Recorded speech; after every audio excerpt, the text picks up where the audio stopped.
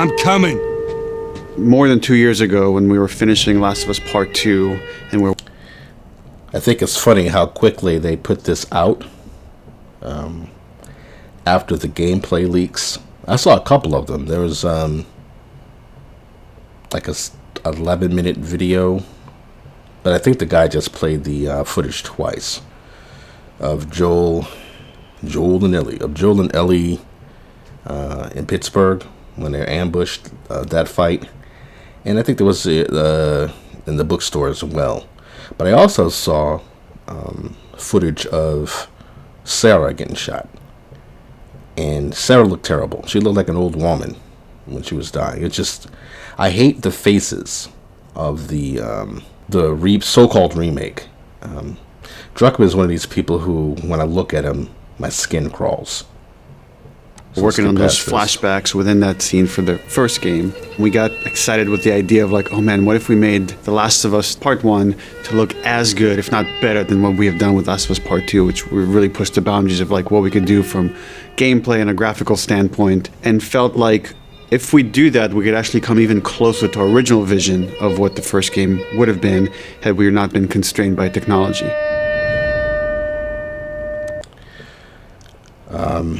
The fact that they call it Part 1, that's enough for me not to be interested in this game. I was interested at first because, when Last of Us Part 2 was going to come out, and I was anticipating it, I was like, wow, it looks great. I wasn't happy about the faces, really. But I was like, overall, the environments and everything look amazing. So it kind of made the first game almost obsolete. That was before I actually played Last of Us Part 2. So I was like, man, when I look at old clips or clips of The Last of Us, man, it doesn't feel the same anymore looking at what Part 2 is going to be. But then, of course, I played Part 2. I fucking hate it. And it's destroyed my love for the franchise. But when they said, hey, we're going to do a remake, or we're working on a remake of the first game, I was like, well, what I hate about The Last of Us is not the technical qualities. The Last of Us Part 2, rather. What I hate about The Last of Us Part 2 was not its technical quality. So maybe I'll check out the game. But none of this is worth $70, and I hate the faces, and I hate that they call the it original creative vision of The Last of Us, I think in a lot of ways was larger than what the PlayStation 3 was capable of. The tech of the PS5, it's like an open box of tools and goodies that we can play from and draw from. The 4K, HDR, improved haptics, 60 frames, help us to reimagine The Last of Us. It gave us opportunities to rebuild our characters at the highest fidelity. Not only are the characters more detailed, I mean down to the irises and the pupil depth. You fall into the eyes of the characters. These little puppy dog eyes. Aside from that, the facial animation is just way more believable. Like all the nuances, all the little subtle reactions, glances, glares, right? Like you get all of it. Their faces almost don't closer look right, to though. sort of the original performances. So no matter what, you stick to me like glue. Like glue. Like glue. Got it. Good. We are able now to not only just have the highest fidelity character.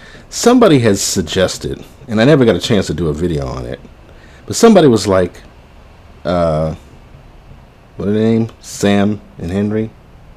That Sam was going to be deaf, and it was going to be gameplay where you talk to Sam using sign language. So it doesn't look like they did that, so thank God. Is in the cutscene, but also in gameplay. It's the same character, so now we can do these seamless transitions in and out. Every part of the game has benefited from seamless transitions and emotional scripting. What does this have to do with the gameplay? But people were complaining about the gameplay. Our stories happen in gameplay, on a stick. She knew my mom. All this stuff is designed to keep you constantly in this world. Riley, come here. Now you got this, go.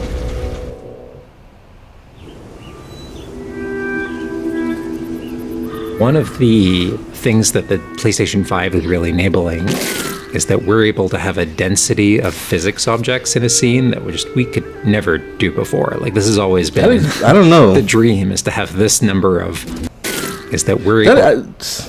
All right, so that explosion didn't seem that impactful. Maybe it's because I'm looking at this on my laptop, but it just felt like it was a little squib. Yeah. Wait, what am I doing? I was going to press play, not... Let me see. I mean, it looks good. I don't like the faces. And this is not worth $70. One of the things that the PlayStation 5 is really enabling is that we're able to have a density of physics objects in a scene that we could never do before. Like, this has always been the dream, is to have this number of bumpables, chippables, breakables, destructible objects in a scene. It just makes the world feel rich, makes it feel lived in. Like I said, I'm not going to pay $70 for this, but I suppose if somebody who's never played the game before wanted to play it, they could. By the time the television show comes out, it may be cheaper, and they'll probably have sales, so it'll probably be worth it. Like I said, my main thing is that it's, fuck Naughty Dog all day, every day.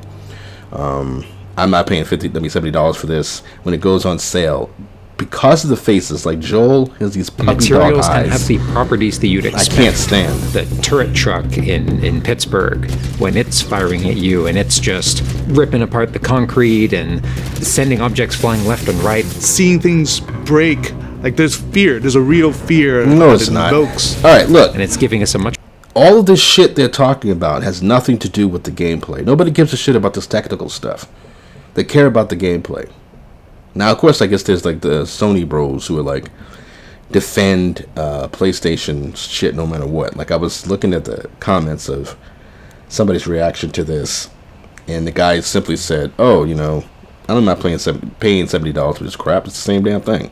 He didn't say that. He just said, "I'm not paying $70 for this." And then somebody said, "How about you don't whine about it and just buy it?" More dynamic range of gameplay to play with. People are fucking crazy. Around him! Our AI tech has just increased incredibly. What we were building the basis off of was The Last of Us Part 2's AI. And it has sophisticated systems for things like the fundamental knowledge model of how these NPCs perceive and understand what the player is much more sophisticated. Now how the enemies are communicating with each other, how they're chasing you, how they're flanking you, how intense that fight feels. It's so much more rewarding coming out of it from the other side. The gameplay hasn't changed, though, so that's just bullshit what they're saying. It's not going to be any impactful on, The other big AI improvements is the buddies. The buddies technology that we developed for The Last of Us Part 2 has this very sophisticated understanding of like, okay, this is where the enemies can see their exposure. We not only have exposure, we have future exposure. So buddies can know, okay, that enemy is walking forward and they're about to round this corner. So in 3 seconds, that corner is going to be exposed. So I'd better move now to avoid this enemy seeing me.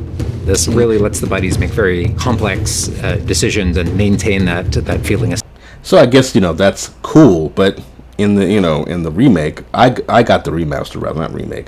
In the remaster, they're just invisible, so it doesn't matter.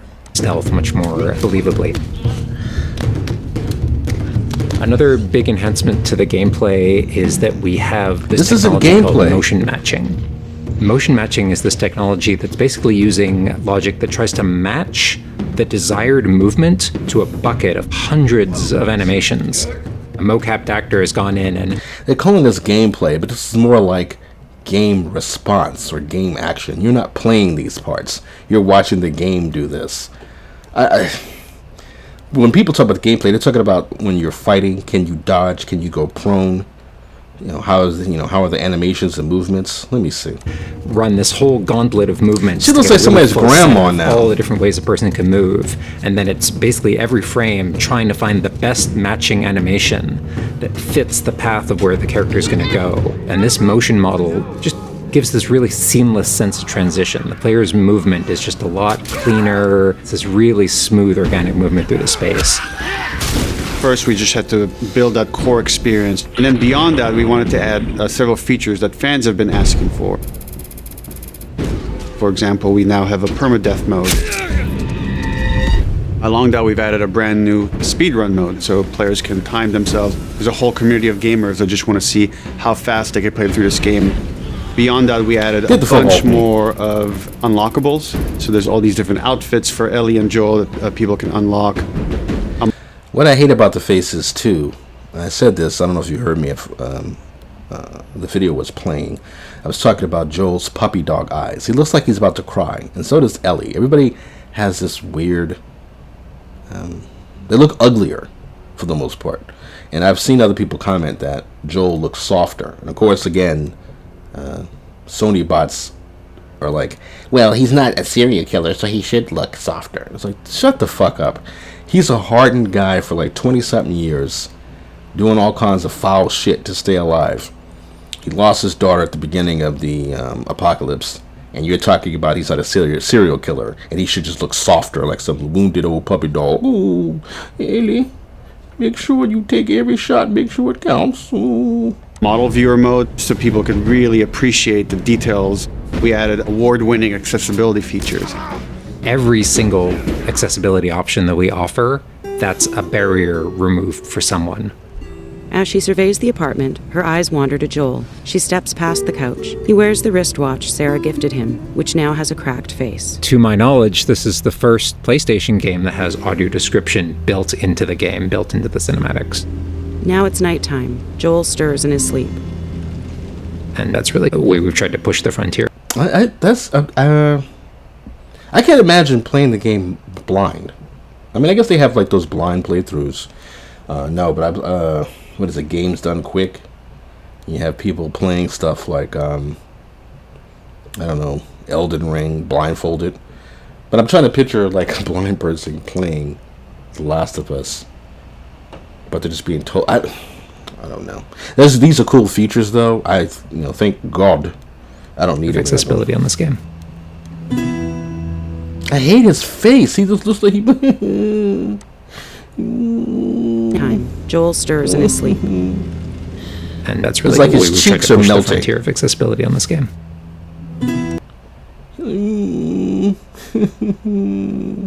And he looks all weak. Look at his little thin frame. They're using the model from Last of Us 2, I guess. And in The Last of Us 2, I may be a conspiracy theorist, but it seemed to me, to my mind, that Joel was smaller. His shoulders weren't as broad. His V shape, that torso, to show that kind of like Greek statue physique that he had, or like the strength that he would have. That's gone in Last of Us Part 2. And I feel like they did it to emasculate him so he wouldn't be so toxically male and strong. But they also did it to make Abby look stronger. Now, you could say, oh, he's older. So 5 years later, so he's a little older. He doesn't have to work out as much. He doesn't have to fight as much, so he's gotten softer. But he still went on patrols, so he still should be strong. Because it wasn't like he had old man strength. It wasn't like he was lifting weights to get like this. It was the kind of hard living he was doing. Plus, they eat organic. They have to at this point. They raise their own food, so he would be big and strong still. But they had him looking skinnier and weaker when he's killed. But also, even in the flashbacks, he didn't look as big. I mentioned this, I don't know where I saw it. I mentioned it in a comment somewhere, and someone agreed with me. A couple of people were like, actually, now that you mentioned it, he does look smaller. So maybe I'm not crazy. Shut up, Joel. So much of the identity of The Last of Us is the world. This stuff looks good, though. I'm talking shit, but I'm also kind of looking like completely the art direction. Everything from these expansive vistas that I'm talking shit, but I'm like, I hate the faces, But these were the faces in Last of Us Part 2, which I didn't like, but I could play parts of it and not be outraged. So who knows? Maybe if it goes on sale, maybe I will get it. not only are they beautiful, but you feel the environments. You feel the environments in a much more visceral way. The rooftops overlooking the Capitol building, for example, like just the breath of fresh air when you go. Look at Tess back here, looking like somebody's grandma. She doesn't look. I feel like they made the women look ugly on purpose. They're beautiful, but you feel the environments. You feel the environments in a much more visceral way. She looks like somebody's granny. Rooftops overlooking the Capitol building, for example. Joe, You make sure that little Ellie girl crosses without falling off. I got bit, by the way, but I won't say anything yet. Like just the breath of fresh air when you go up there and you just like, you feel that sort of release in tension. And then, you know, to juxtapose that down in the tunnels in Wilds, and you get that Graphics look dank, nice, of course. flooded They're tunnel amazing at feel, that humidity, you can actually feel it. All these environments are just completely reimagined. The fog was better previously. On the PS5, those haptics, the 3D audio, the fast loading, it really creates a much more immersive, and because of that, much more emotional experience. One of the things I absolutely love with the 3D audio in The Last of Us Part 1 is being able to hear an enemy before they sneak up on you. And trying to do a stalker fight with the 3D audio is just so much fun. You're hearing them skitter around in a different room, and you're hearing them trying to get it behind you. Shut up. Okay, actually, yeah, this scene was really, this whole section was really, even when I replayed, I haven't replayed it since The Last of Us Part 2. I haven't been able to bring myself to do it because Part 2 has ruined Part 1 for me in a way, and I feel like since I know what's going to come, I can't absorb it like I used to be able to. But this was a really intense scene. And like I said, I'm talking all this noise, but I'm looking at some of this and going, hey, if they didn't charge you $70, I'd get it. So maybe I'll get it on sale. Even though I'm boycotting Naughty Dog. Right in the dick. Having that two-part reaction of like hearing, turning, seeing, reacting, it's just really heightens that sense of just being grounded. You are in this character, you are in this world. Get the fuck off me. Now, with the PlayStation 5, the amount of control that developers have over the DualSense, it's really, really cool. All the guns in the game have a variable amount of resistance on the triggers when you aim them. The way it works... They're talking about all these features as if that's the actual gameplay, and it's not. So they're basically telling you, yeah, it looks like the old game, but look at all the new bells and whistles we have. It's so funny how they immediately came out with this response after those leaks. Which shows you that those leaks are true. Those gameplay leaks, that's exactly what you're going to get. When, you know, what you see is what you get, my baby. But anyway, I don't know. Like, they're so passive aggressive, Naughty Dog. When they lied in the advertisement where they put Joel in places where he wouldn't have been in the game. You know, to hide the fact that this motherfucker was dead. They wanted to make you believe he was still in the game, even though people knew he was going to die at some point. But they made you believe he was going to, you know, that it wasn't about him dying immediately. And then, you know, the review embargo, of course they couldn't mention a spoiler, which I don't blame them for that. But they didn't get a lot of time, people who got the review code, to play the game and put out their review before the release. And Naughty Dog was like, who cares? Or that's your fucking problem, basically.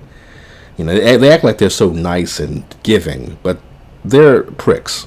And I put it all on Druckmann. So now with this, they're telling you all these amazing features the game has, calling it a remake, which is not. But then they're also charging you $70 for it, and I feel like that's also a response to the fact that Last of Us 2 didn't make that much. So they're like, okay, you people want Last of Us, they want more of the first game, well, we're going to give it to you for $70, but joke's on you, bitch, we could wait until the shit goes on sale. Bow is that at the very beginning, when they're starting to draw the bow, there's a little bit of resistance, and then as the bow gets tauter and tauter, the amount of resistance is increasing, and then when you release the bow, you're also getting that resistance going out of the trigger. When you are aiming and firing the shotgun, you're going to get a haptic vibration on the shot, and then what I think is one of the ways that the DualSense really advances things is you're going to get a haptic vibration on the pump of the shotgun.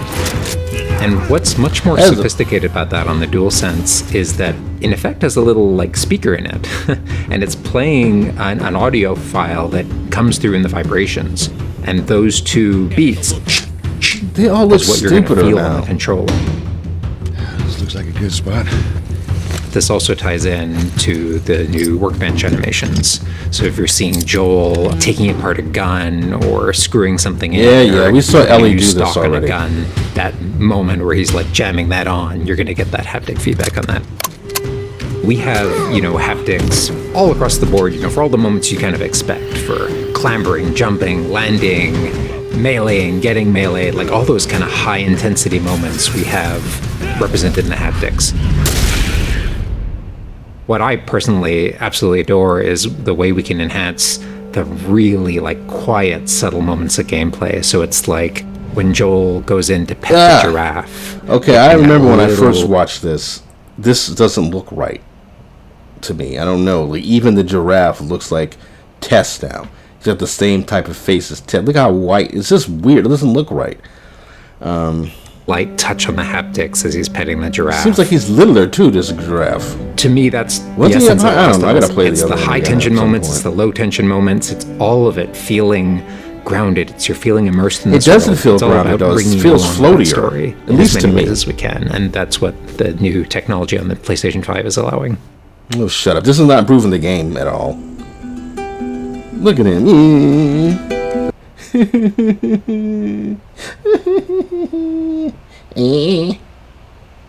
Was that everything you hoped for? He doesn't have the same look at his. There's something special about that core experience of that we playing as Joel and Ellie on this. That we ruined. There's something special about that. Well, not special. There's something special about that core experience, playing as Joel and Ellie, that we ruined and destroyed in Last of Us Part 2. So now we've decided to resell you the original game, and pretend it's a remake, but we got some, new bells and whistles on it, and we're gonna fleece you for all the money you got. And I just think it's hilarious that they cast Pablo Hidalgo, or whatever his name is, to play journey. Then to take that experience and really honor it and keep the authenticity of it. Yeah, whatever. But elevate it in every way possible, whether it's pipeline, whether it's art direction, whether it's technology, everything that allows Except for the us actual to make that gameplay. experience better. Not different, extremely better. That's why, to me, this is the definitive way to play The Last of Us. Oh, go fuck yourself.